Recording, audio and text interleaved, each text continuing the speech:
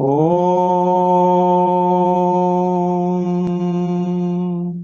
Vakratunda Mahakaya Suryakoటి Samaprabha Nirvighnam Kuru Me Deva Sarvakaryeshu Sarvada Vakratunda Mahakaya Suryakoti Samaprabha Nirvighnam Kurishyami Siddhir Bhavatu Me Sada Gurur Brahma Gurur Vishnu Gurur Devo Maheshwarah Guru Sakshat Param Brahma Tasmai Shri Gurave Namaha.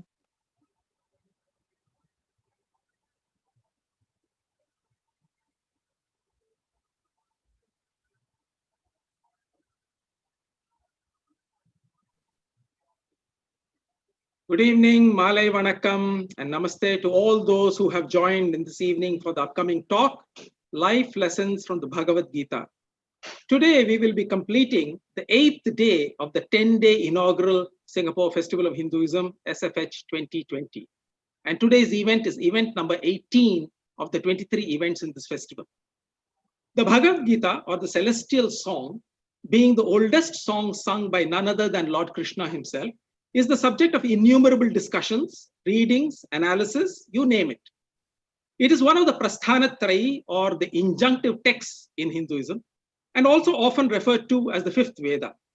And it is seen as the ultimate consultant's manual as to how to lead a life that is meaningful and fulfilling for each human being. We have probably one of the most erudite speakers to share with us his learnings, and we are truly blessed this evening to have with us Dr. Anandaji. And it is my privilege and pleasure to introduce him to you all. And Dr. Anandaji, welcome. And he is lovingly addressed as Anandaji. He is Dr. K.L. Ananda, to be precise. And Anandaji is one of the resident teachers of Chinmaya Seva Center here in Singapore. He was blessed to have met Pujya Gurudev Swami Chinmayanandaji, and he has been associated with the mission for more than 3 decades and is one of the trustees of Chinmaya Seva Center here in Singapore. He completed a 2-year residential Vedanta course at Sandipani Sadhanalaya, Mumbai in 2016, under the tutelage of none other than Pujya Swami Tejomayanandaji and Pujya Swami Bodhatmanandaji. Since then, in Singapore, he has taken and continues to take, I know every day he does this, to take a number of classes in Vedanta and Bhagavad Gita every week, literally every day, I should say, and also covering several Prakarana Granthas and Upanishads. Now, prior to joining the Vedanta course, he worked as a professor of computer science in one of our leading local universities, the National University of Singapore. And we must particularly say thanks to Anandaji for keeping this Guru Shishya Parampara, or this student-teacher learning tradition that is the strength of Hinduism over the millennia, not just hundreds of years, alive. And therefore, we are particularly beholden to him to have agreed to join and spare us his time. And we are looking forward to this talk. Over to you, Dr. Anandaji. Hari Om to all of you. Thank you, Sadashivji, for the introduction. First of all, I would like to thank the Hindu Center for inviting Chinmaya Seva Center to participate in this first ever Singapore Festival of Hinduism. To organize a festival of this scale, comprising 23 events over a period of 10 days, that too in the virtual space, is not an easy task. I would like to congratulate the Hindu Center, Dr. Varaprasad, and the teams involved for their effort and hard work to bring this program to our doorsteps. The topic of today's talk is Life Lessons from the Bhagavad Gita. So, without further ado, let us start. We are in the COVID situation. All of us know. Our lives are disturbed. Yet, when we talk to some employees and the employers, the feedback we get is functioning from home, productivity has improved. People seem to have more time for other activities like participating in this event, seem to be more happy with their family and others, and a close bondage with the family has been developed. Mata Bhagavad Gita is saying the same from time immemorial. Abide in your home and function. Abide in your home and function to achieve great results, peace, harmony, and happiness. Which home Bhagavad Gita is referring to? Our own true nature, the real home of ours, and all of us, in fact. What real home? What true nature? What are you talking? Come to the topic, please. Yes, I am coming to the topic. Bhagavan Krishna, through Bhagavad Gita, using Arjuna as the medium, helps us to discover our true nature, our true home to be rooted. Let me start with an analogy and see whether we can keep applying this analogy for most of our takeaways today. There are many rivers in India, as we know. Ganga ji, Yamuna ji, Narmada, Brahmaputra, and of course Kaveri and others. And so also in the world. There is Yangtze River in China, Nile, Amazon, Missouri, so on and so forth. If you look at all these rivers, their origins are different. Isn't it? Their origins are different. And their length is different, their volume of water they carry is different, their width is different, the functions they are serving the humanity, various functions, irrigation, they are serving drinking water, and then electricity generation, power generation, and also some of them rivers are helping us in trade. So if you look at it, all these rivers, one thing is common, knowingly or unknowingly, all of them are trying to reach the ocean. Okay, all of them are trying to reach the one ocean only with the force, and that is their only goal. What is this ocean? Infinite water body. Why? Why they are trying to rush towards the ocean? Because it is their home. In essence, rivers and the ocean are nothing but are the same. No difference at all. Why? Ocean alone vaporized, changed to vapor, and then became cloud, then became rainwater or snow, and then became rivers. Right? They change the form. Ocean water change the form, but the identities are different, change, but essence is the same. All identities for transactional purposes. Different names are given, different length is there, different functions we are using the rivers for transactional purposes. But if you look at their essence, they're water only. They all came from one ocean, and they're trying to merge back into from where they came from after serving the humanity. In the same way, all of us are, knowingly or unknowingly, have only one goal as human beings, to know the one from which we have all come. Just like the rivers. Is the journey of the rivers very easy? No. As they travel, they carry a lot of pebbles along with them. When they get the boulders, they jump over it. When there is a cliff, they fall. And when they come across mountain, they overcome by circumventing that, navigating their path around the mountains. Right. I have not taken this analogy simply just like plucked from somewhere. It is the verse 11.28 from Bhagavad Gita. Under the Vishwarupa Darshana, Bhagavan says, I am, all of them are coming like this only, this ocean, like all the oceans are like all the rivers are coming to the ocean in the same way. Everybody is in me. The same point is talked in the 11.28. Lord Krishna expounds. And similarly, we too have same hurdles, right? We too have same hurdles to overcome, to know this one truth from where we have come. It is not easy. Lord Krishna expounds this oneness from verse 12 to verse 25 of the second chapter of the Gita, bringing out the essence of Vedanta and Upanishads. Mastering this wisdom, that is knowing our oneness, one truly masters the mind, life, and the world. Let us begin our first takeaway for the day. What is our true home? As we saw, the ocean is one. but expressions are many. Names are many. Identifications are many. Attributes are many. Rivers, waves, etc. all are incidental identities. Keep remember, these are incidental identity with different attributes. But their inherent identity is water alone. Essence is same. Just like sugar's inherent identity is sweetness. But brown sugar, rock sugar, cube sugar, white sugar, they're all different incidental identities. But sweetness is the inherent. Alum is also looks like sugar, but it is not sugar because there is no that sweetness. Similarly, the self or the truth is one. Expressions are infinite. We forget this.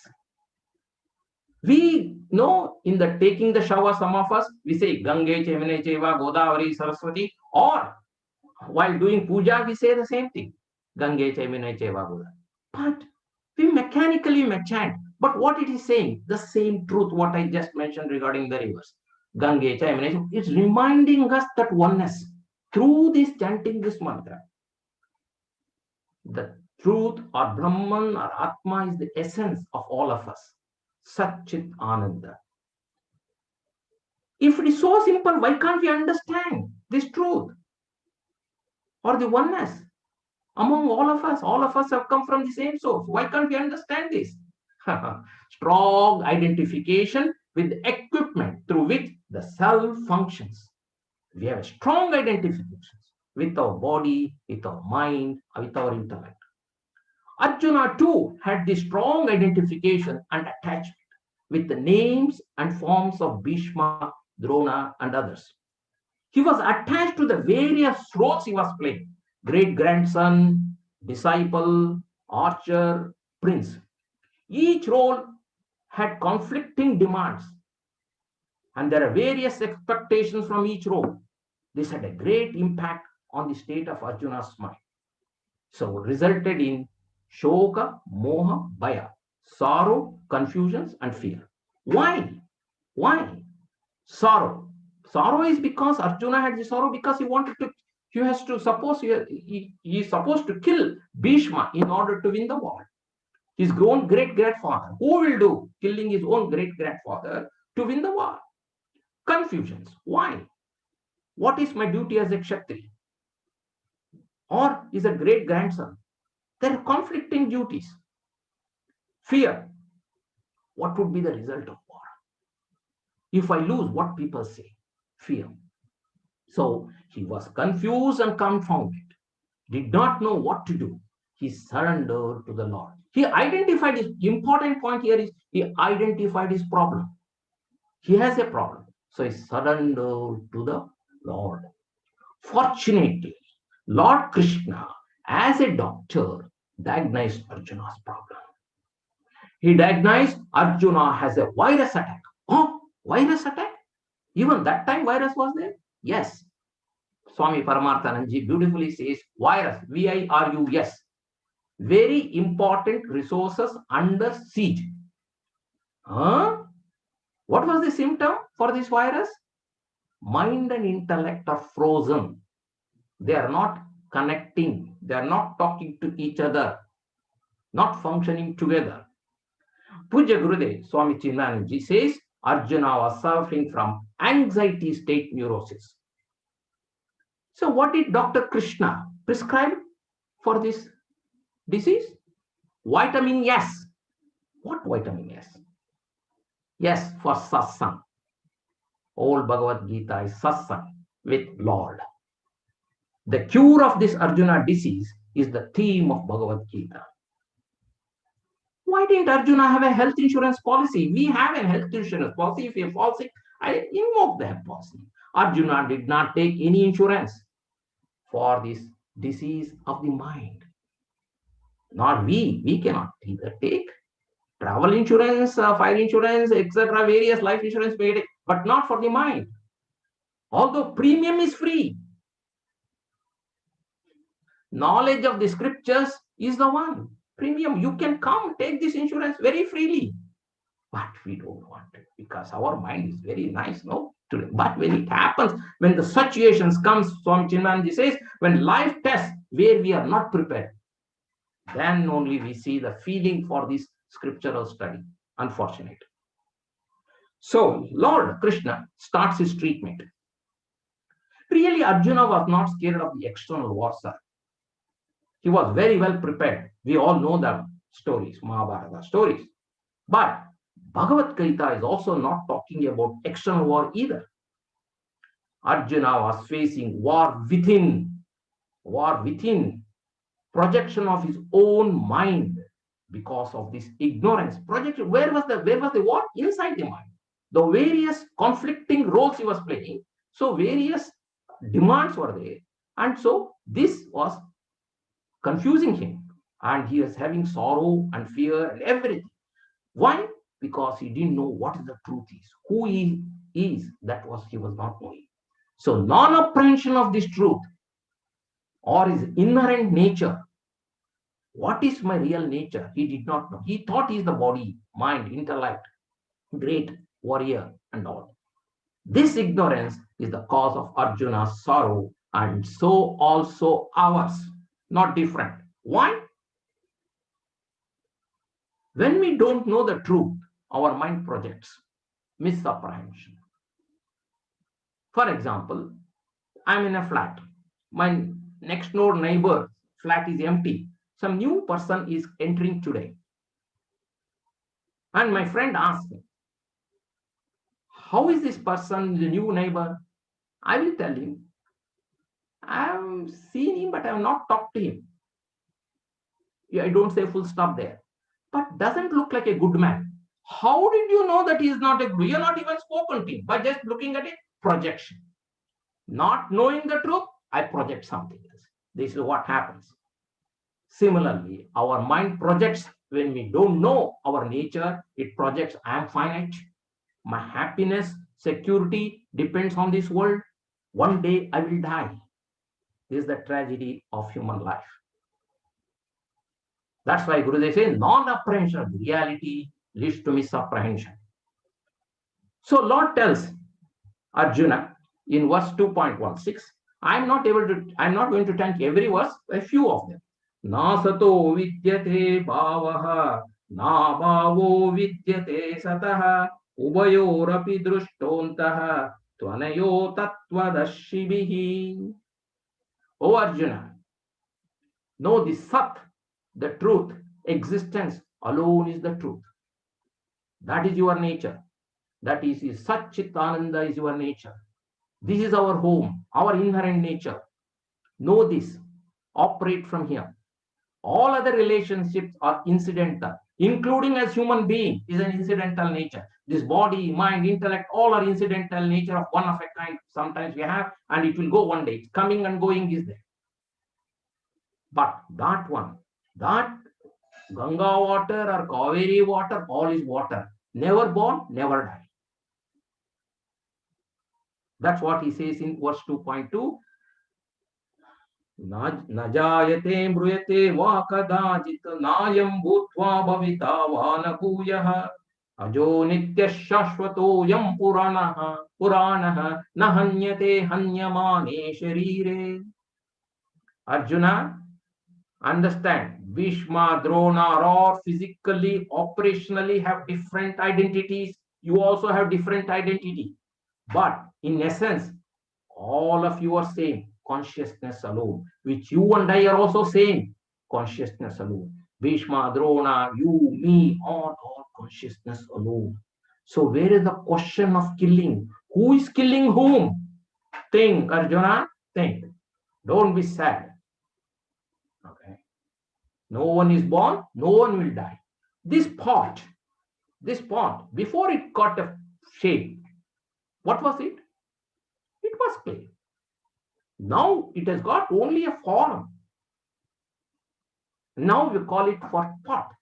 When this pot breaks, form breaks, but clay doesn't. Clay remains clay. Similarly, everybody sat. The sat doesn't die. We are that, our true nature. This is the first. That's what he said throughout in the Bhagavad Gita. In fact, Sarvabhutastam Atmanam Sarvabhutani Chatmani. in the 6th chapter, 9th chapter, again and again he said this. Now let us take the second takeaway. Arjuna, because his mind and intellect were disconnected, did not understand what Lord talking about oneness. Similarly, many of us who are not introduced to scriptures, we may not understand. Why? We don't have two prerequisites to understand this. Just like any other course you want to study, prerequisites are required. Similarly, this also. What are the prerequisites? Purity of the mind and clarity of the knowledge. Purity of the mind should come, and then clarity of the knowledge should also be there. Because the knowledge is subtle, one requires pure, calm, unagitated mind, free from likes and dislikes, anger, and other mental projections. Then only shoka, moha, bhaya, sorrow, confusions, and fear. All will go. What is shoka? What is moha? What is bhaya? What is sorrow? Sorrow, where is sorrow? In my mind. Where is confusions? In my mind. Where is fear? In my mind. We too have, same as Arjuna, we are in the same boat as Arjuna, fighting war within. That's why Bhagavad Gita is relevant even today for us. I will talk to that about that point a little later again. We are also playing different roles, don't we? Father, son, husband, manager, teacher, singer, or correspondingly mother, daughter, daughter-in-law, so many things. Conflicting demands are there. Why? We have attachment to these roles. We have lot of attachment to these roles, results in sorrow. Why we have sorrow? Expectations of a particular result from a particular action. I want exactly like this. The point is, we seek happiness in life throughout, from all people, all situations, from all objects, at all places, at all times. Oh my God, impossible to achieve, we all know that. But this is what we want, to be happy all the time. Actions you cannot stop. Actions you have to do and results do come. But we are not paying attention that results come, they're dancing with all their defects, but we are not paying attention to this. Why? You see, actions, if you look at the verse number 13.9, dukkha doshanu darshanam, last quarter of the 13.9, dukkha doshanu darshanam. 13.9 I said, because 13th chapter, either 8th verse or the 9th verse, depends on whether the first verse is there, Arjuna Uvacha or Bhagavan Uvacha. That's the difference in all texts. Shankaracharya's time, there was no Arjuna Uvacha. 13th chapter started with Bhagavan Uvacha. That's why there are 700 verses. Somewhere in this one over the years, this to get the clarity, Arjuna Uvacha was added. So 701 verses there. So Bhagavad Gita 700 or 700, both are taken correct. So first verse is Arjuna Uvacha. So either 13.8, 13.9, depending on what you have. All the results, what we get, karma pala or the results, have 5 defects. Dukkha doshanu darshitam, they are parading their defects. But we have not paid attention because other things are so enchanting. What are the defects? Associated with pain. AP. Associated with pain. What pain? I went and stood in the queue and one day, full day, wasted time, applied leave and purchased this new mobile phone. Very happy. 3 months later, the battery busted. Sad. Or phone stolen. Purchase a new house. What happened? Very good. I did Griha Pravesham and all. But very soon, the roof started leaking. Very unhappy. Car I purchased, same thing, accident happened. So nothing is associated with only pleasure. Pain is associated. And all of them is also with temporariness, AT. First one is AP, associated with pain. Second is associated with temporariness. Because they're all time bound. They come and go. Then nothing is going to stay. Agamo paino nityaha. And Thirdly, cause dependence. I purchased a house. They're very good. You must have cleared the room. Yes, yes. But now I'm buying another house. Why? Investment. That also is over. Then I'm buying 2 more houses for my 2 children. Okay.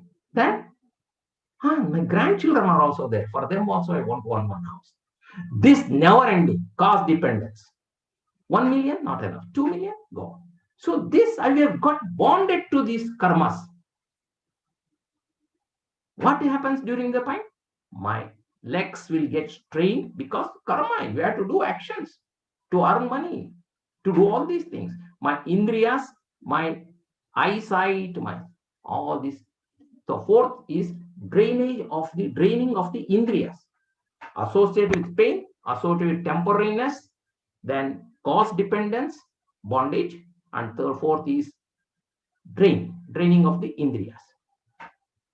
So when such a person, when he comes to Bhagavad Gita at the age of 65, then all the indriyas are gone. And then what is there? What is, I can't read. I come to a class, there is a class in Hindu center, please attend. My legs won't even travel because I have pain. Dissatisfaction is guaranteed, the last one. Anything, if you are expecting certain particular result in the particular way, dissatisfaction is guaranteed. It won't be that. Whether you online order or something, some defect will be there, finally you will have it. So if that is the case, why can't I give up some roles to reduce the conflicts, reduce all these dependencies? No. You cannot reduce the roles. Why? The roles define who am I in the transactional world. My individuality, my personality, is determined by these roles I play. I'm a manager. I'm the secretary. I'm the president. I'm Rotary Club, and all those things define me. Who am I? You are asking me to give up the roles to reduce the sorrow? Definitely no. Then you are saying giving up the role is like asking me to commit suicide. No, sir. Never happens. So naturally, there's a war of thoughts within our mind continuously going on. This is the sorrow. But not only sorrow, attachment to the role also results in confusions. Why we can't manage our confusions in life without conflicts? Unfortunately, our mind, our intellect, our antakarana is made up of the 3 gunas, sattva, rajas, tamas. They pull us. I'm not going to go to the verse 3.27, 7.23. All of them talk about 3 gunas. We are compelled to act and driven by these gunas, sattva, rajas, and tamas. Each pulls us in different ways. 9.12 says, Mogasha, Moga Karmanaga, Moga Jnana, Vichesa, Rakshasi, Masurim, Chaiva, Prakrutim, Moinishritaha. All a Moga, all a vain. I did. I published 100 papers, 5 patents. In the university. What happened? When I published a paper, it stood for 5 months. Afterwards, another paper came and superseded and say what this guy has written is all wrong. This is what is it? Oh, this continues. This is life. Fear. We have only 2 preoccupations in life. What are the 2 occupations? Ananyas chintayanto mam janatvaryupasate tesham nityabhiyuktanam yogakshemam vahamyam. Yoga and kshema, isn't it? Throughout the life, we have only these 2 occupations, yoga and kshema. What we don't have, we want to acquire first. I don't have a degree, acquire. I don't have a house, acquire. I don't have a car, acquire. Then protect, kshema, protect them. Our whole life is spent on this, yoga and kshema. Then, once you protect, fear of losing job, money, property, health, finally this body also, fear.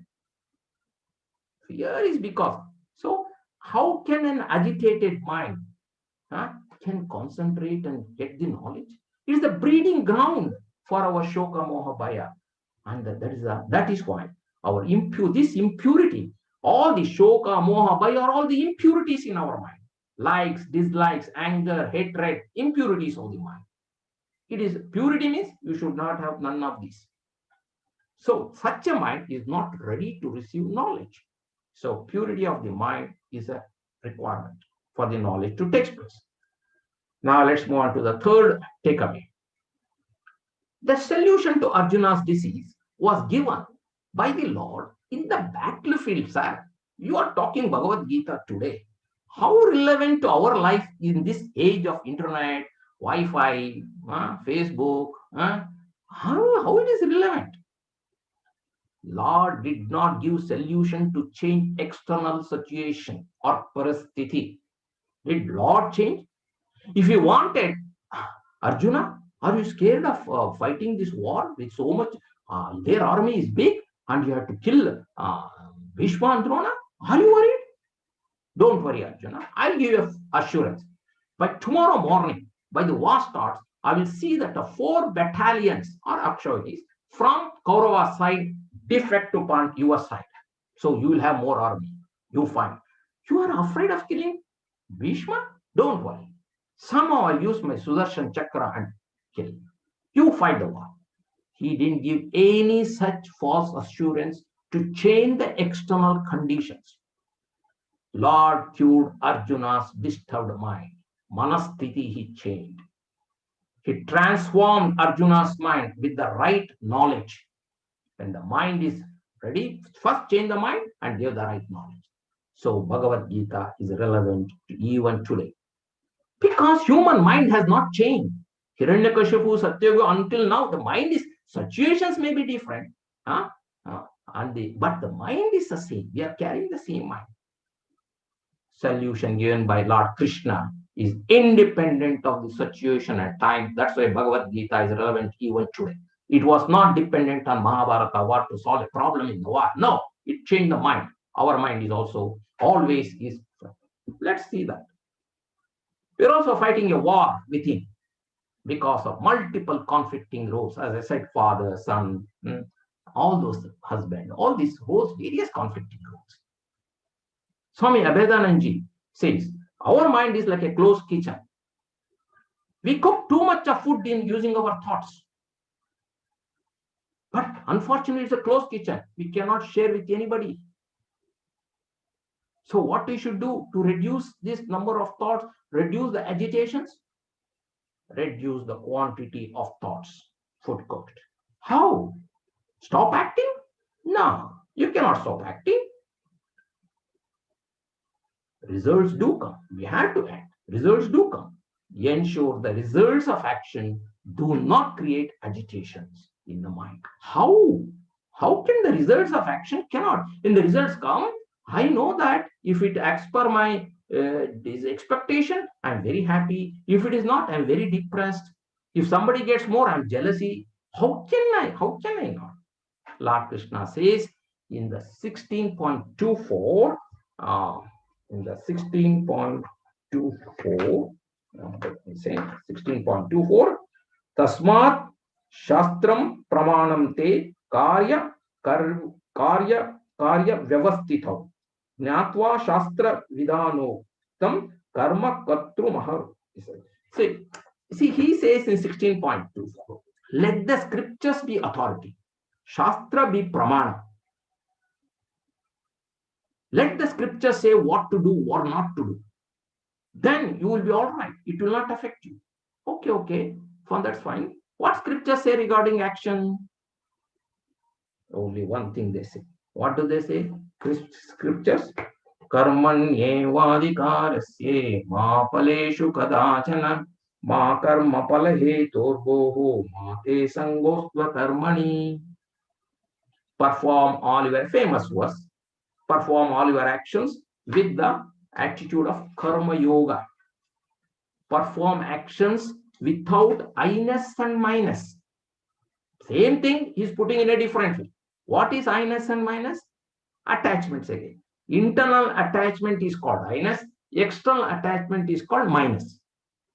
First, let us take the external attachment. Minus means what? This car is mine. Why? I worked for it. Karma. have performed actions, earned money, and purchased the car. So it is my car, my laptop, my computer, my house, all are my son also. That's also karma only, karma janya. What about internal? This body is mine. I am tall. I am brilliant. I'm double PhD. Oh, what not? All these are internal. Aham, ahankara, ahankara, and mamakara, as in Sanskrit say ahankara and mamaskara.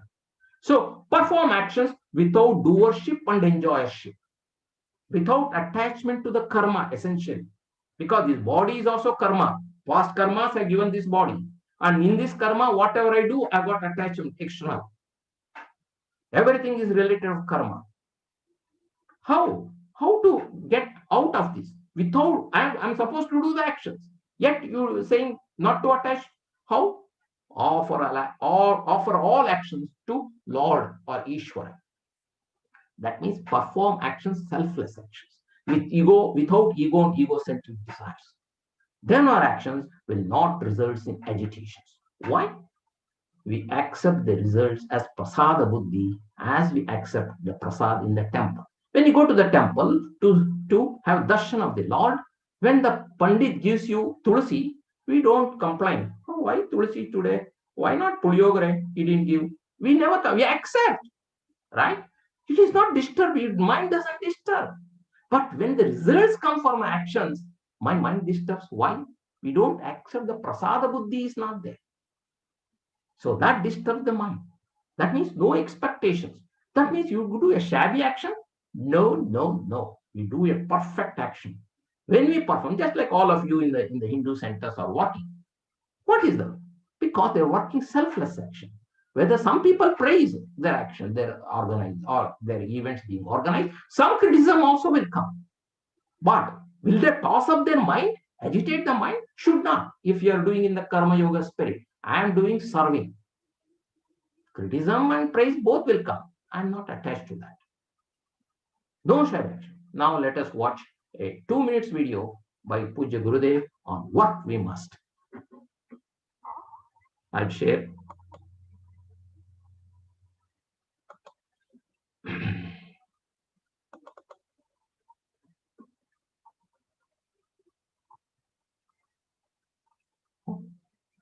All your talents and abilities and capacities will disappear from you in case you are not consistently working.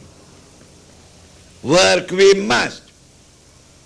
We have got duties to perform in life.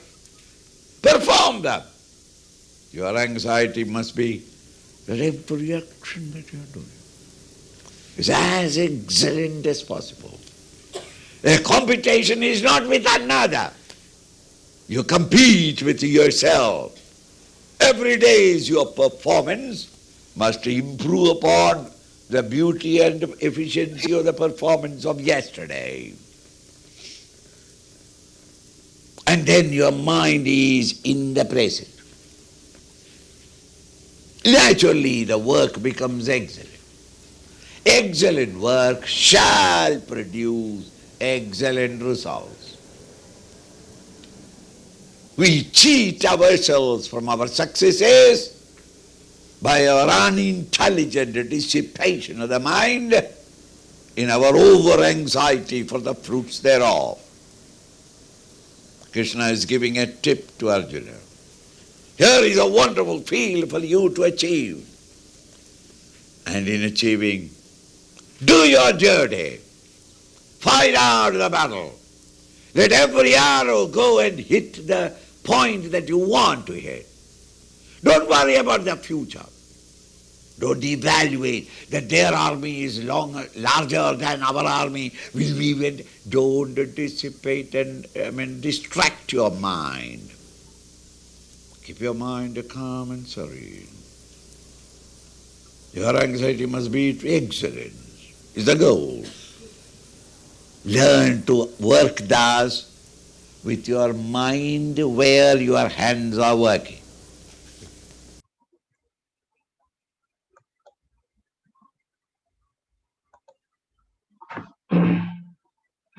So, such a person knows the art of working with perfect mental equilibrium under different conditions in the midst of pace of opposites. Such a equanimous mind, samatvam, is called in the 2.38 is a samatvam yoga uchyate. 2.48 samatvam yoga uchyate. That person is receptive for knowledge. Now let's move on to the takeaway 4. Sir, is very easier said than done. How can I do all actions as worship of God or Ishwara, or in the yajna spirit, or selfless action, non-binding? In today's world, you know where we work? Not in the temple, yajna, no. We work in offices, factories, companies. How is this karma yoga? You said it going to work there without expectation? So in this context, Swami Chinmayananji says yajna means cooperative endeavor. People come together, pour their talents. Each one of us has talents in different areas. We all come together, join the company. We pour our talents and produce services or products and sell that. And from the profit came, we share all of us. Isn't it? That is the yajna spirit. Even the older day yajna is also in the same. They were bringing milk and grains and other things to conduct the yajna, and whatever the benefit came, they used to share. Whether it could be rain, or doing yajna for the welcoming rain, or whatever it is, they used to share. Same way here also. The company, we had to selflessly work put in. Now, again, I'm going to share one more video. I got only 3 videos. Second one on cooperative endeavor.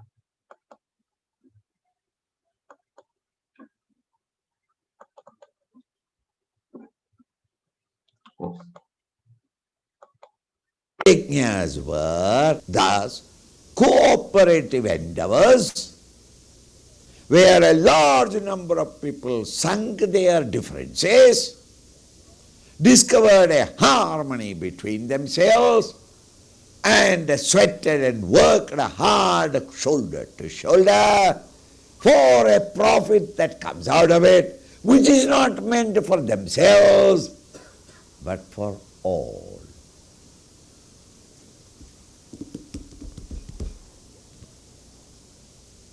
Krishna now says, Arjuna, whenever you act in the world outside, if you are acting it in the yajna spirit, careful, not that do a yajna, in the yajna spirit, in the spirit of worship of the Lord, such actions will not create any tendency in you. And it is true. Why?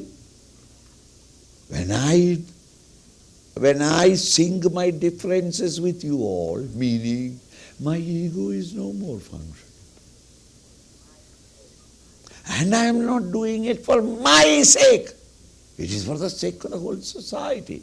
Therefore, there is no personal selfish desires. Whenever we act, wherever we act, without ego and egocentric desires, the existing vasanas get exhausted in those actions. No new vasanas are created.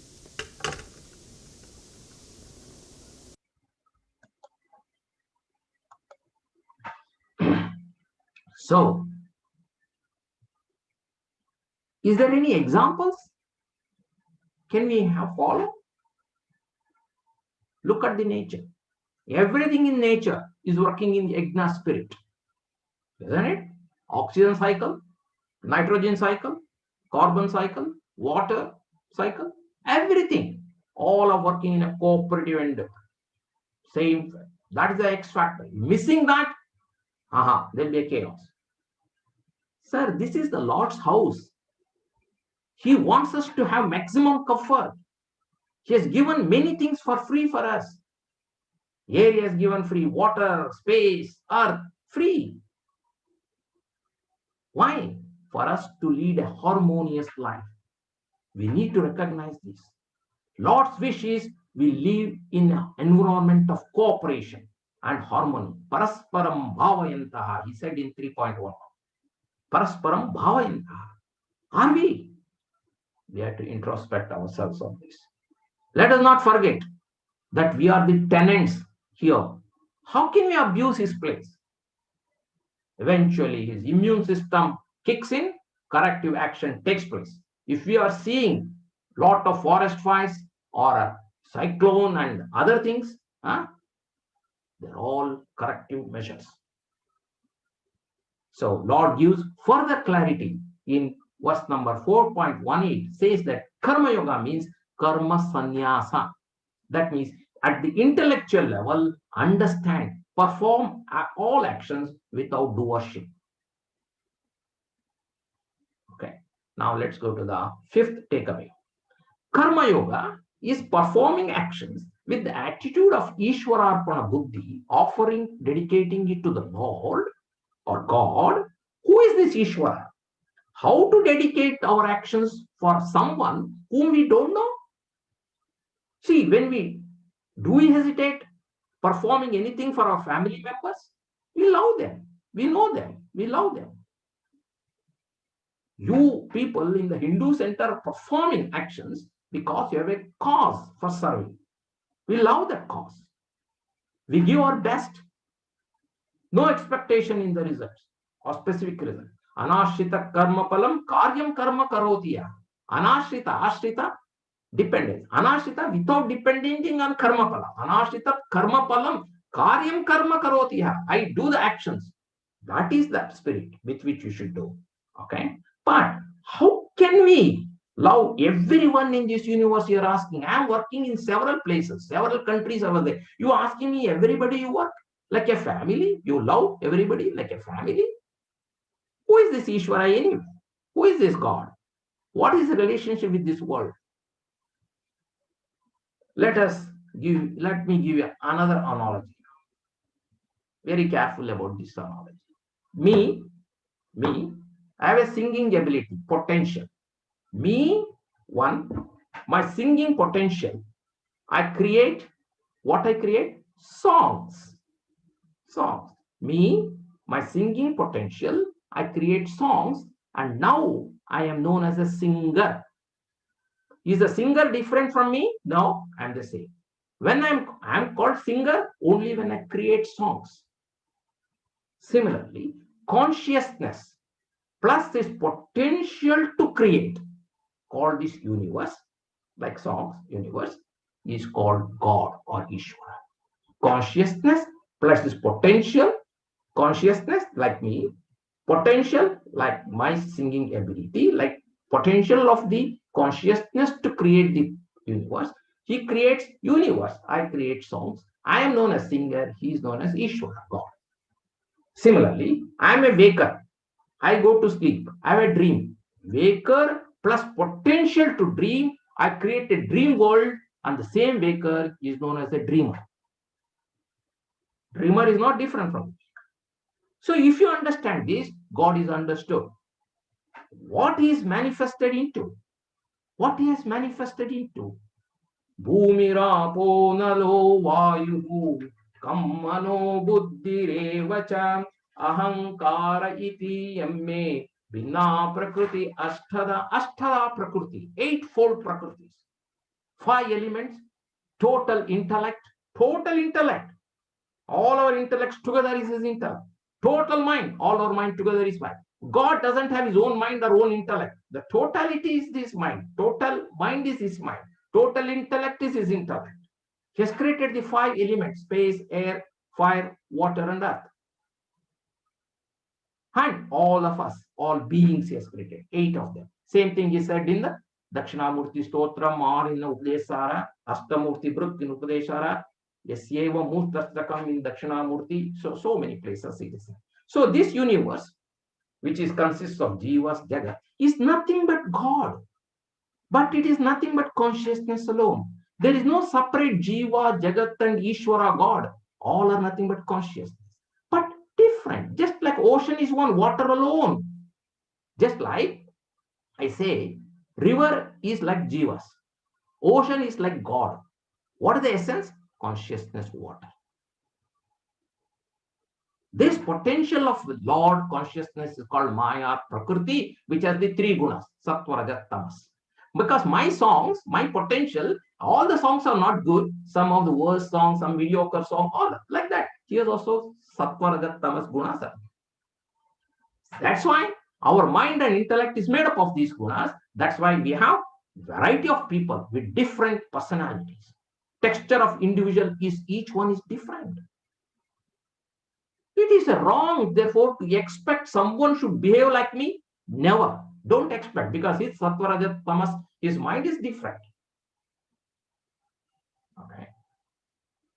Are there really so many different personalities in this world, objects in the world? No. Only God is there. Are there many jacks, plates, wood, that, this, and all those things are there? No, only clay is there. Only clay is there. Is there varieties of ornaments? Bracelet, ring, chain. No, only gold is there. Same way. Same way. He is the lock, stack, and barrel of this universe. Nothing else is there. Maya tatamidam sarvam jagadavyakta murtina mastani sarvabhutani nachaham desha avastita. That 9.4, 9.5 says that. He is everywhere. He is everything. Brahma Arpanam, Brahmavi, Brahma. We say that. We say that. But we don't know the implication of that. We fail to recognize his presence. Why? Why you can't recognize his presence? Lack of penetrating vision. To see the essence. We see only divisions. Avibhaktam vibhakteshu, 13th chapter, it says. That's why we see fighting, hatred. So our shoka, moha, bhaya continues. Our sorrows continues. Never ending. Confusions. Never ending. Arjuna wanted proof. Lord showed in the 10th chapter, static. You see this Meru? That is me. You see the Ganga? It is me. Everything he showed. It is me, me, me. Nothing else. Arjuna was not satisfied. He said, I want a video. You say you are there everywhere, not only this earth, Swargaloka, Brahmaloka, Pataloka, everything is you, you say. I want to have a video. It's just like asking, we want all the Netflix channels to be shown at the same time. Oh my God. All the Netflix channels I want to see at the same time. That means time and space should collapse. I want to see. Bhagavan said, okay, I will show you all of them in one form, in which you see the Brahmaji, Vishnu, Ishvara, 11.15. Shows everything, everyone is there, including Bhishma, Drona, everything in that one form. Vishwarupa, Jiva, Jagat, Ishvara. All forms in one form. All rivers are in ocean. In ocean, can you say which is Ganga water, which is Kaveri water? No. But we Tamil Nadu and Karnataka fight for Kaveri water. That is different. But in ocean, what is the difference? There is no difference. We are not independent entities. We are a part of the totality. We should remember. Arjuna saw oneness. Why we can't see that oneness? Lord gave Arjuna Divya Chakshu. Divine eyes. What is the divine eyes he gave? New 3D goggles to see? No. He removed his impurity. That is the divine eyes. Removed the impurities from his mind. He had impurities to kill Drona, to kill Duryodhana, Karna. He had impurities. He removed all those things. He had a pure mind. He could be able to see. That is the Divya Chakshu. So what does it mean? If we also continue to develop purity in us, we continue to see the oneness. Lesser and lesser impure, we are seeing more and more oneness. He may not be a total 100% purity, less, little bit less, we will see oneness. Our expansion of I will be better. Expansion of our I is happiness. Contraction of I is sorrow. No doubt about that. Okay? So this truth is indicated beautifully in the 13th chapter, 2nd verse. Second verse or third verse, depending on 13th chapter. Kshetrajnam chapi mam viddhi sarva kshetreshu bharata kshetra kshetrajnayo jnanam yatta jnanam matam mama. Where is God or Ishvara? Where he is not. Everything him only. Whatever you touch is he. That's why in Hinduism, all 5 elements are worshipped, right? Chidambaram space, Tiruvannamalai, 5, all of them worship. Anything, you take a turmeric powder and make it is a Ganesha. Yes, fine, agree. In some of the talks, I saw why so many gods in it. There are only one. Forms are many.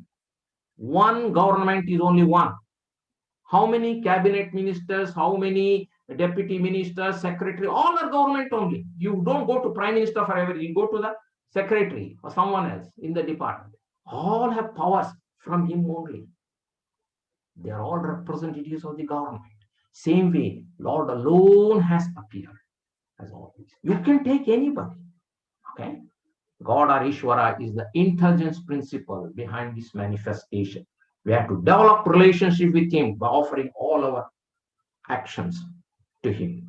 How can we actions? How can you worship him? Patram pushpam palam toyam. Oh, I got one flower. When something you offer, develop a relationship.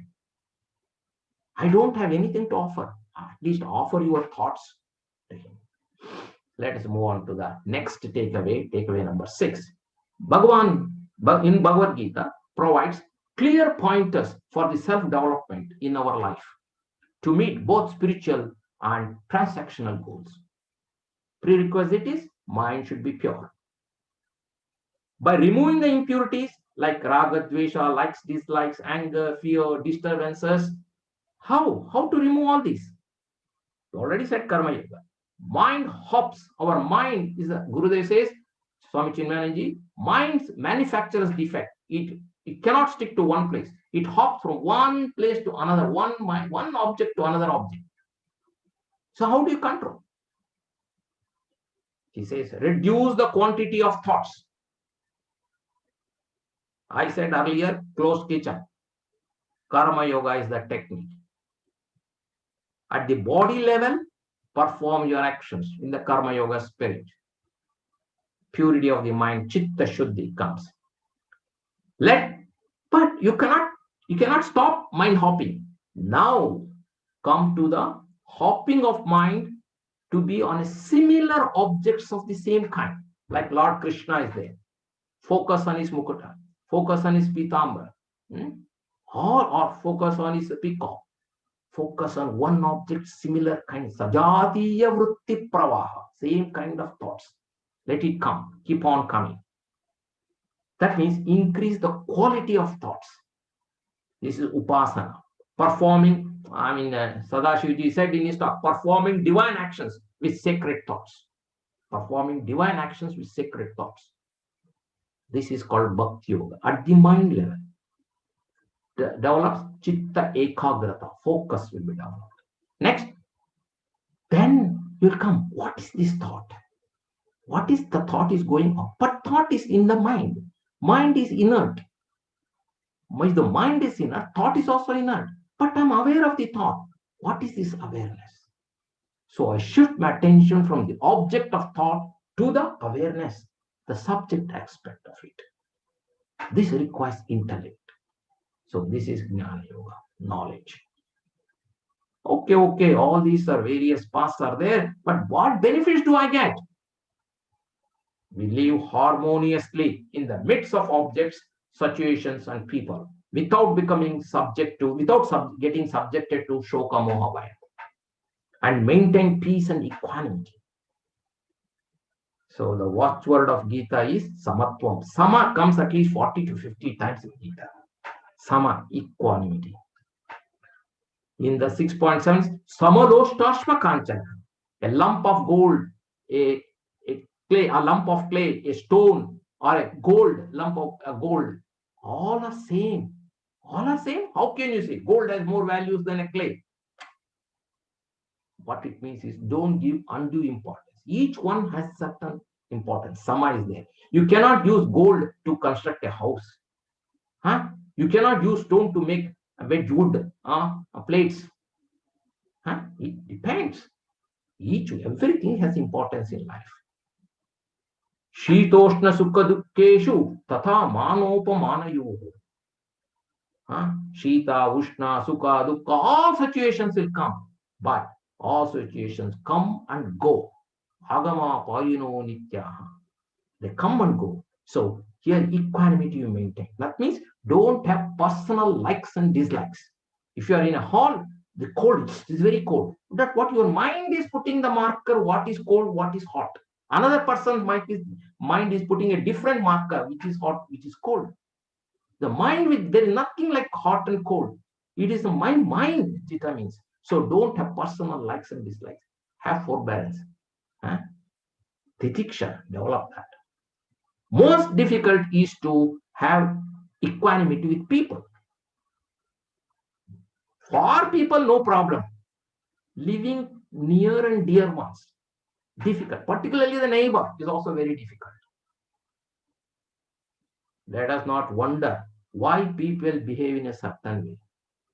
People behave because they're suffering. In the chemistry lab, you know that we take 2 test tubes and then mix some chemicals, HCl or something, and mix up, and some fumes comes and all. You are watching. Similarly, when 2 people talk, they sattva-rajas mind inert, my sattva-rajas inert, they mix up and then all the crackers come out, and then you watch, be a witness. Why you are worried about that? This attitude we will develop, our life will be beautiful. Learn to accept person as she is. Trying to correct anybody is a waste of time in life. Please remember this. Nobody will get correct because they are acting according to the gunas. How one knows that he has come to master, he has mastered himself? Calmness, tranquility, quietness, contentment in life. Yes. Prashantasya. Simple ways, RDC. RDC? When my reactions have reduced, when my demands have come down, when my complaints have come down, then I have in the right path. My reaction, what I was reacting 10 years ago has come down. My demands have come down. My complaints have come down. Then I am in the right path. Then one sees the world with vision of equanimity. Sarvatra samadarshana. I am in all are in me. This attitude I developed. Then this should be our philosophy of life. Then the ego, my ahankara, rediscovers itself to be nothing other than the self itself. There is no such thing called ahankara. It is my association with false notions. False notion is my ahankara. Such a person in Bhagavad Gita is called Sthita Prajna in the 2nd chapter, Gunatita in the 14th chapter, Yogi in the 6th chapter, Purushottama in the 15th chapter, all the same. Let's move on to the 7th. Okay, let us move on to the 7th. Many feel that the teachings of Bhagavad Gita is theoretical, not practical, and of little use in our daily life. Let's analyze. All knowledge takes place only in our intellect, whether it's spiritual knowledge or computer science, economics, mechanical, any worldly knowledge, also intellect is required. Spiritual knowledge is not an exception. If it remains in the intellect, it becomes theoretical. When we understand and assimilate, it becomes practical. What people talk about Gita, then live Gita, then learn Gita. I have studied, people say I have studied Bhagavad Gita from cover to cover, but I don't see any change. My shoka, moha, bhaya, fear, everything continues. Yes, true. One Amma approached Gurudev, Puja Gurudev Swami Chinmayanji, prostrated to him and said, Gurudev, I have gone through Bhagavad Gita 20 times. Gurudev said, very good Amma, but how many times Bhagavad Gita has gone through you? That's very important. We have to assimilate the knowledge. Root cause is for our shoka moha is lack of assimilation of the knowledge. Not that we have not learned. We have learned, we have understood, we have went to talks and we have learned, we have read Bhagavad Gita. It has not become my knowledge. It has remained as Lord Krishna's knowledge. What is the use? Knowledge has remained as undigested food, unstirred, like a sugar in the unstirred sugar in the coffee. So it is not available for me spontaneously when I need. So my problems continue. So behavior continues. to be according to our own nature. No change. Pujya Guruji, Swami Tejomananji says, deep inside, we enjoy our lust, anger, jealousy, etc. So we keep doing it. That's our ego in action. We protect the ego, our ahankara, our individuality. Difficult to break. No, that's why we take the coconut, in the temple, break it. What is the symbolism of that? Our ahankara, Lord, I'm surrendering my ahankara. It's hard to break. At least I'm breaking a coconut. In that way, I have to understand. Inside there is a soft kernel, but our ahankara is difficult to break. Okay. So Guruji, again from Tejon, says, if we keep doing what we are doing, we continue to get what we are getting. Seek the change. Arjuna sought the change, went to the Dr. Krishna and got the medicine. What about us? Kathopanishad say, Nayamatma pravachene na labhya, na medaya, na bhuda shutena, yeme vaishya vrunate, tena labhya, tasmai sasha vrunate. Any amount of intellect you may have, any amount of listening you might have done, any amount of pravachan you might have given, no use. This will not come unless you wish. You had to wish, I want a change. Then only change will come. Then Saraswati will dance in front of you. Nothing, no guarantees. Come Kathopanishad, or Mundaka also it comes. So what are these steps? How one can? First step 0. Recognize I have a problem. I want a treatment. I want vitamin S. Recognize that. Step 1. Gain the knowledge through Shravanam from a qualified teacher. Step 2. Spiritual knowledge, like any other knowledge, is sitting in my intellect unstirred. So keep on reflecting. Mananam. Third is important point. Practice Vedantic meditation.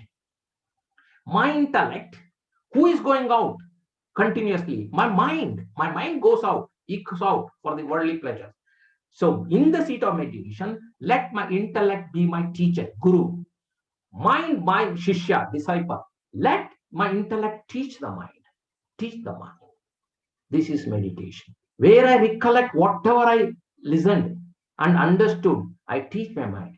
Make mind. See, we are split personalities, sir. We have Rajas and Tamas on one side and Sattva on the other side. Sattvic minds, like Pandavas, few in number, few qualities. And Rajasic and Tamasic, many qualities. Many we have, like Kauravas. So we have to convert Sattva to Rajas. Rajas and Tamas to Sattva. We have to reduce that quantity. How? When? Who does it? Myself. Uddaret atmanam, atmanam avasade. Right? That is exactly the same thing. Atmaiva atmano bandhuhu, atmaiva ripuratmana. So that atma, that my intellect alone is the guru. I have to pull my mind by my own intellect.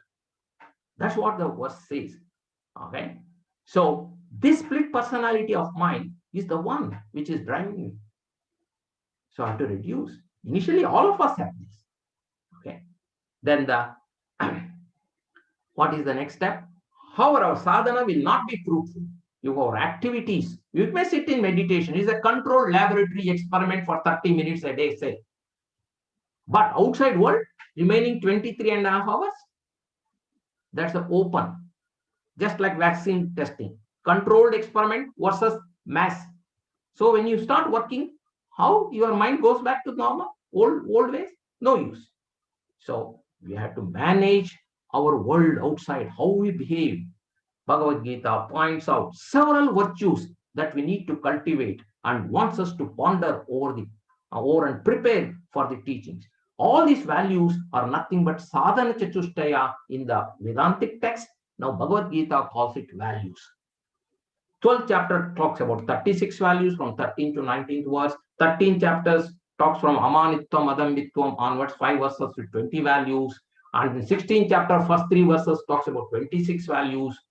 Like no arrogance, no hypocrisy, ahimsa, etc., etc. So many values. Follow any one of them, other comes. If you go to a buffet dinner, there are 40 dishes. It doesn't mean you have to eat all the 40. If you eat 1 or 2, it's good enough. You'll fill. Same way. Let us watch one more on the last video from Gurudev and then.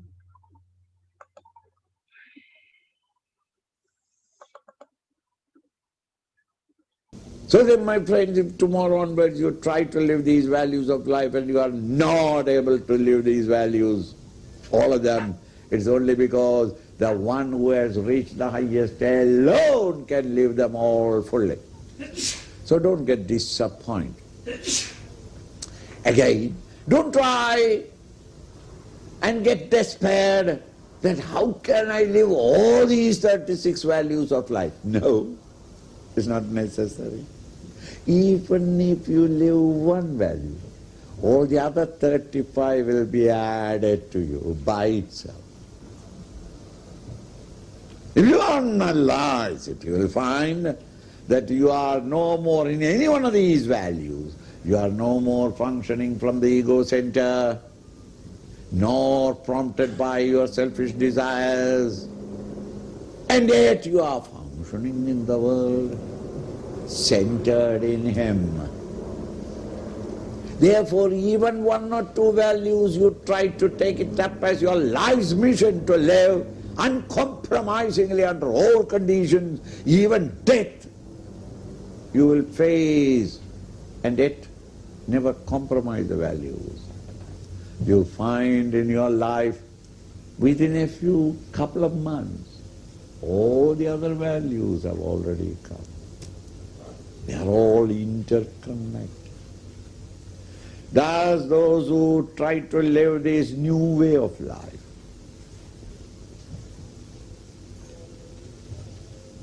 this is called a reborn. Reborn.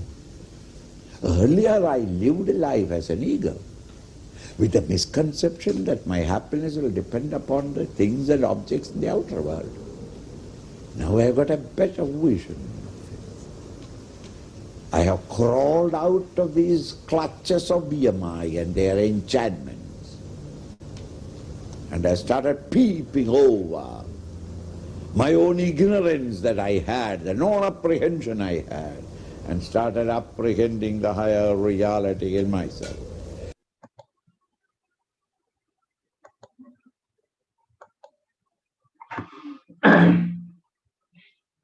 But if you can't follow any of them, at least avoid these three, which Bhagavan points out in 21st verse of the 16th chapter. Which are? There are three gateways to hell. Who are they? Kama, Krodha and Lobha.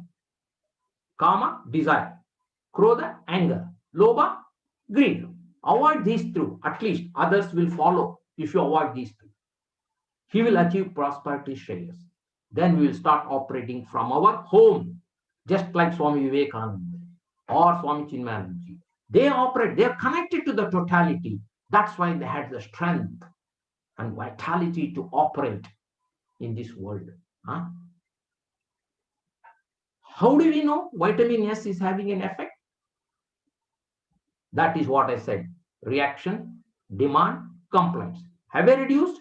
Then if they reduce, it's working.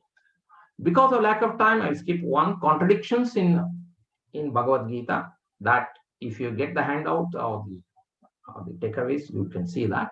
So let me come to the last takeaway. The great assurance by the Lord for one and all who takes a decision to make a U-turn to change one's life. He said in the center of the Bhagavad Gita, in Ananyas Chintayan Toma Vijanat Paripa. If you come to Ananyas Chintayan, constantly you think of me, then I will take care of your yoga and kshema. What you need, whatever your needs and protection, I will take care. This is a great assurance by the Lord. How can I think of Him all the time? Every thought you understand. Thought is inert unless there is an illuminator behind the thought. Awareness is not. That awareness is the Lord. That awareness I have. You have to have. Then what happens? Then even in the 30th verse it says, Apichet Duracharaha Bhajate Mam Ananya Bhak. He says that even a double PhD in Durachara, in crimes, if he makes a decision to make a U-turn, I will consider him as my devotee. Don't worry. How come? He will come to me very soon. is just like taking a plane ticket and sitting. Plane has not even taken off, but you must assume you are already reached the destination. Is as good. That assurance is given. Then if you are a bhakta, devotee, upasaka, doing it, then Rama says, you keep doing, worshipping me. I will lift you. Samudharta in 12.7, he says, Samud, I will lift you from this ocean of samsara. I will lift you up. Assurance by the Lord. In the 18th chapter, in the 65th verse, he says, Manmana bhava bhaktaha madhyaji mam namaskuru mamai veshasi satyamti pratijani priyos. Many places, 9.34 also has said, 9th chapter last verse also has said, if you fix your mind in me, do your actions for me, be devoted to me, then you are dear to me. You are not different from me. You are part of Samasti. Vesti is not separate from me. You are part of me alone. Vesti is not separate from Samasti. This is the greatest student. Mastering this wisdom of Bhagavad Gita, one truly masters the mind, life, and the world. So, when we should start studying Bhagavad Gita, the practical handbook of instructions, as soon as possible. Always you have the habit of procrastination, postponing things. One may say, let me go to last one, the slide to share.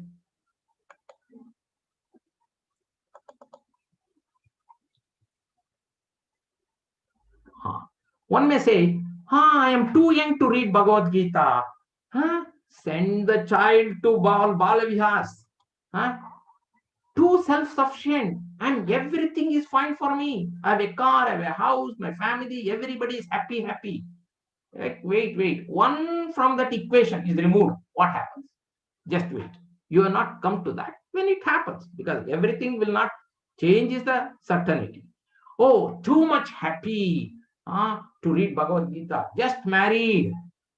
Marriage is not a word, sentence. It is a sentence. Marriage is not a word, it's a sentence. Just wait. How the problem's keeping. Better to start Bhagavad Gita early as a youth. Join the youth wings. I am too busy to read Bhagavad Gita. Array, you are wasting your time. You don't know how to manage your time. Please read Bhagavad Gita. Time only will tell you how much investment. At the end of retirement, you won't get a chance. What is that? What will he say? APAT, DI. All your indriyas get drained. Sitting in front of computer, working, all will happen. I am too tired to read Bhagavad Gita. Bhagavad Gita wakes you up from this slumberness, tamas, and to make you. If you don't follow, too late to read Bhagavad Gita for this life. At least better luck next time.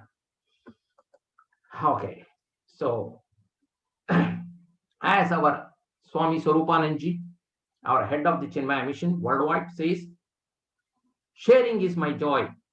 I have given a few pointers based on my understanding of Bhagavad Gita. If I have conveyed anything correctly, that glory belongs to the Guru Parampara, Pujya Gurudev, and my Acharya, Swami Bodhatmanandaji. Any shortcomings are all mine. Thank you. Hari Om.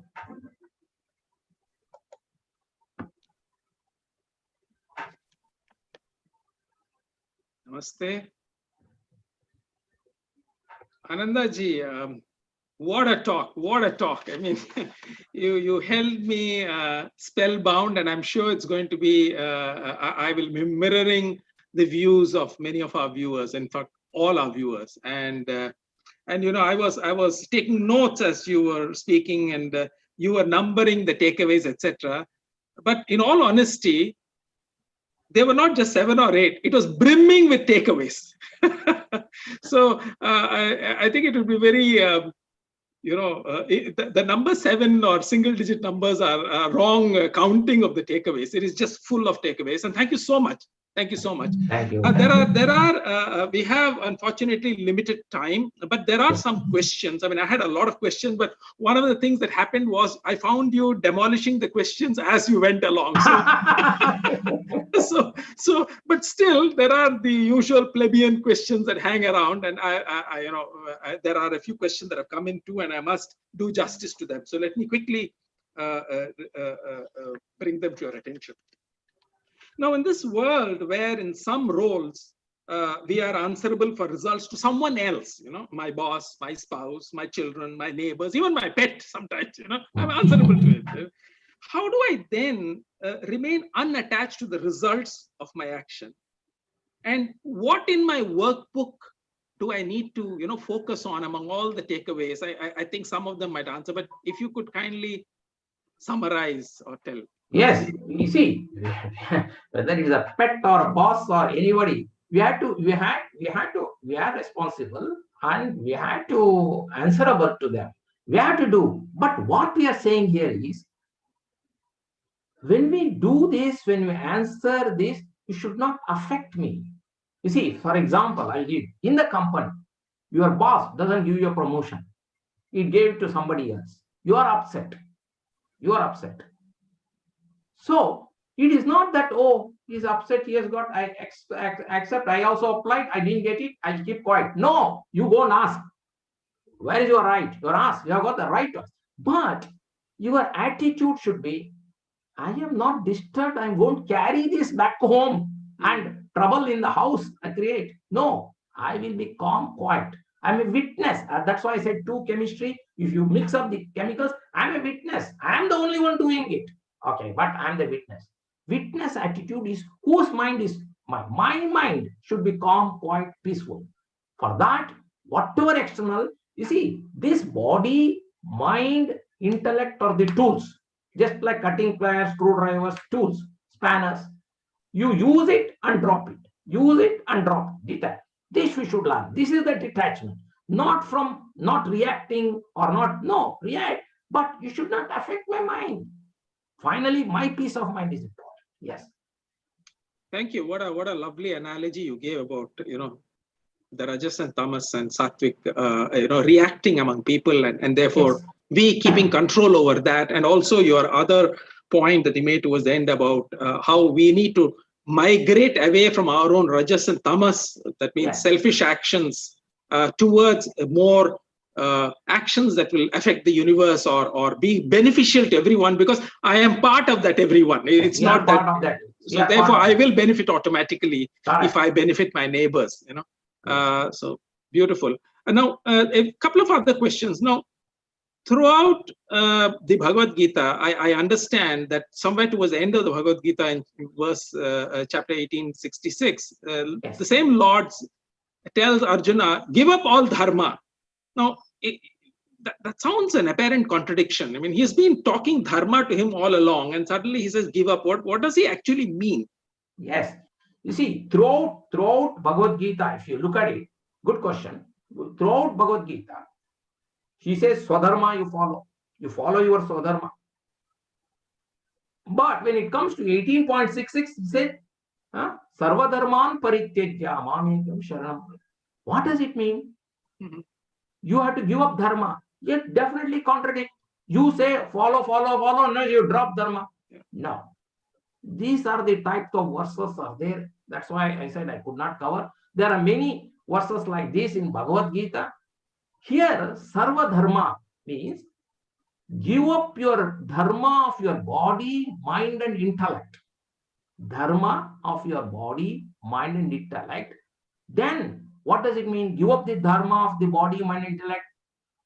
What does the body do? Karma. What is the mind does? Doership. At the intellect level, my attachment to, that is the my attachments, basically my attachments to various things. All these things you give up, so you surrender. What is meant by Sarva Dharman Parityajya means surrender. Without your body, mind, intellect, attachment, surrender. Dharma means it is not dharma we are talking about. Dharma of your body, dharma of your mind, dharma of your intellect, you surrender to me. That's what it means. Thank you. Thank you for that clear explanation. I mean, that I think I'm sure many would have got a better picture of this. Otherwise, it seemed an apparent contradiction. There's a couple of other questions. Now, Lord Krishna gave the self-knowledge to Arjuna, and that too on the battlefield, as you explained. Now, actually, he and his brothers were all together in this battle. Why not to the other Pandava princes and his brothers? Yes, why didn't he give to others? Huh? Is there a qualification? What about Dhritarashtra? I'm sorry, what is that? Yudhishthira. Yeah. Why didn't he give to Yudhishthira? Yes. Was he not qualified? Questions like this will do come. That's why I quoted the Kathopanishad. So, unless you wish for the knowledge, you will not give it. Nobody, unless you wish, I want to know, I surrender. Karpanya dosho pataswa in the 2.7. Arjuna surrender, total surrender. Not that, oh Lord, you tell me what I should do in the war. Then I will evaluate with my intellect, then I will make a own judgment. No, that is what we do. Go to the temple, ask for God. God says something, some thoughts come. No, I will evaluate now. I will go to another person, ask for it. This is not. Here it is total surrender. Arjuna surrendered. And he wanted the knowledge. He wanted a change. He wished for change. Many others don't wish for the change also. Which I am now able to link. Nobody asked. Did Yudhishthira, Bhima, Nakula? None of them asked for this knowledge. Okay. So only Arjuna asked, I cannot. I have got, my mind is not working. Please tell me that what I should do. Wonderful. Thank you. And I can relate that to your takeaway 6, where you said trying to correct others is a waste of time, Yes, which relates to this point. Yes. That means one has to be a seeker, then that means the seeker is ready for change. And then at that time, one can be ready for that change. I'm going to have to close our session soon. I have a few closing announcements. But before that, may I request you, Anandaji, to share any final words, especially, for example, Bhagavad Gita is difficult scripture, difficult to absorb. What would you recommend? Bhagavad Gita is difficult to absorb, definitely, because we don't have the prerequisite qualification. What does the Bhagavad Gita end of every chapter says? Om Tassaditi Srimad Bhagavad Gita Su Upanishasu. It is the gist of the Upanishads. But we take the Bhagavad Gita as the first scripture to start. Then there is a problem. Second chapter itself, I started. You get bored in second chapter itself, because the highest knowledge is given. So we must study some prerequisite text, some Prakarana Granthas, then at least 1-2 Upanishads we must study. Then only we come to Bhagavad Gita. Bhagavad Gita should not be the basic text. But unfortunately today, people like Bhagavad Gita and then come to them. And also people like meditation. Without knowing the self, what is self, they want to meditate. That will not. Meditation is my intellect should teach my mind. So this will not happen if we don't have the clear knowledge of what is the self. That comes from the Upanishads, and Bhagavad Gita is only reinforcing that knowledge because it is the gist of the Upanishads. So that should be the way we have to study. Thank you so much, Anandaji, for scintillating talk. We are beholden to you. Hindu Center is beholden to Chinmaya Seva Center and you personally for having accepted our invitation and for sharing such wonderful learnings. I'm going to now have to move over to a few closing slides and the closing prayers. So I'm going to have to share my screen and let me.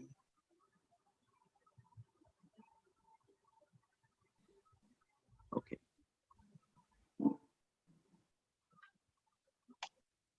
Now,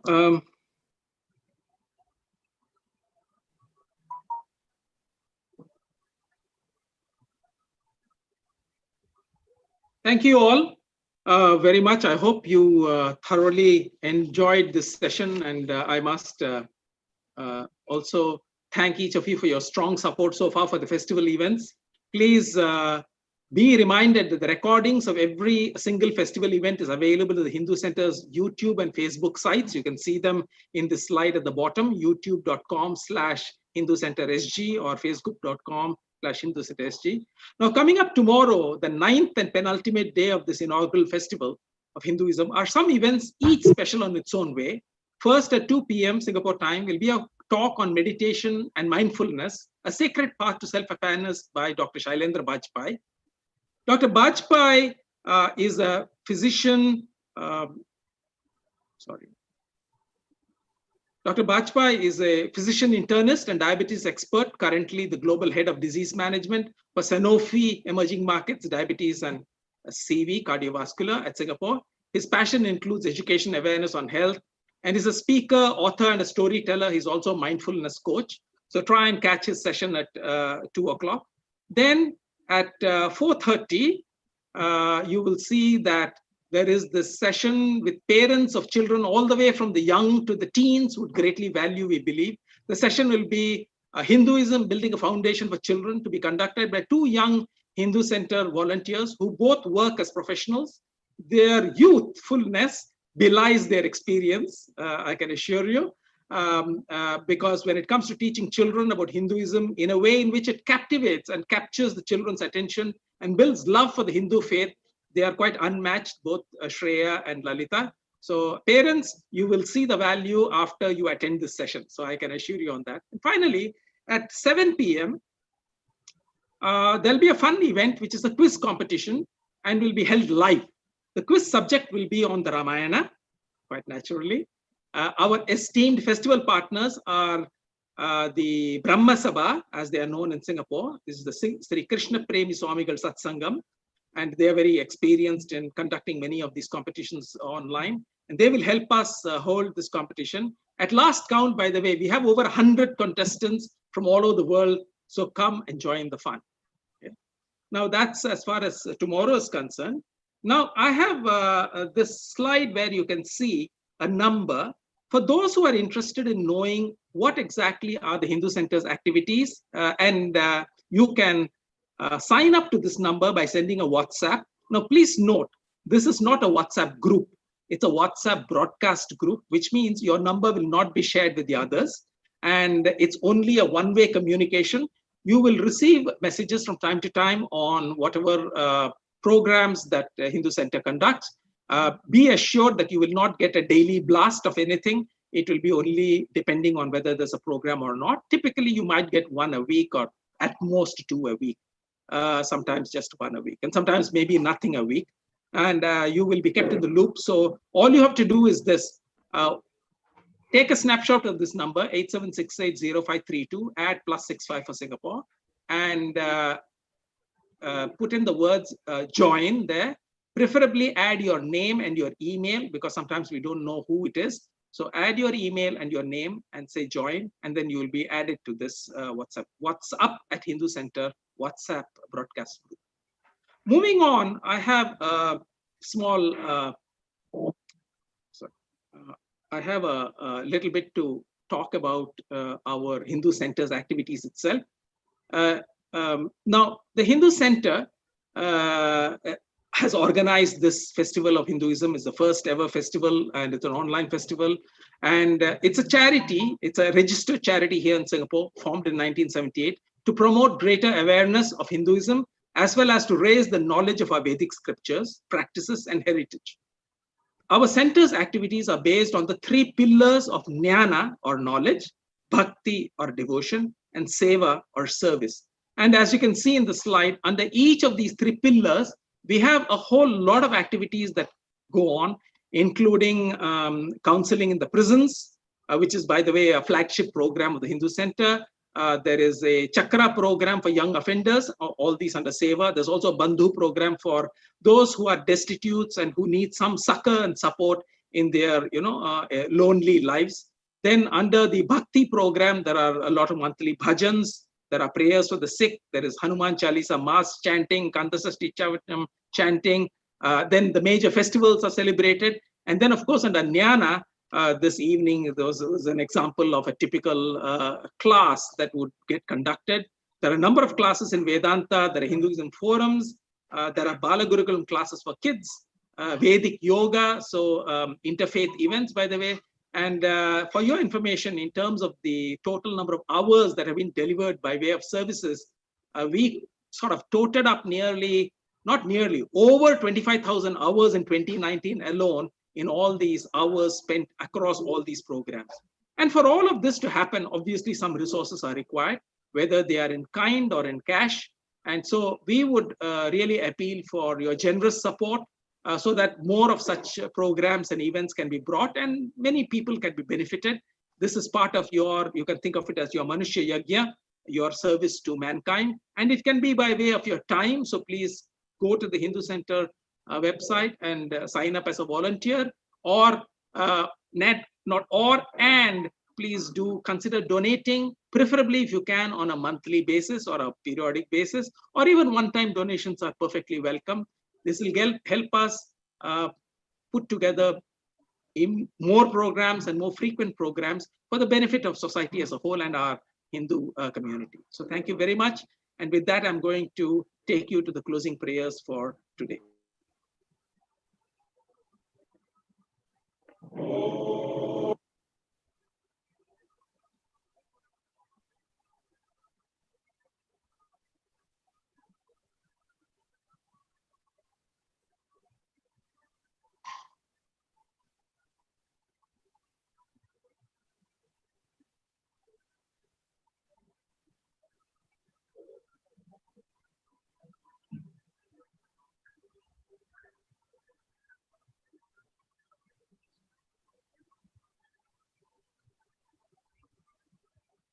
Thank you very much, and Hari Om.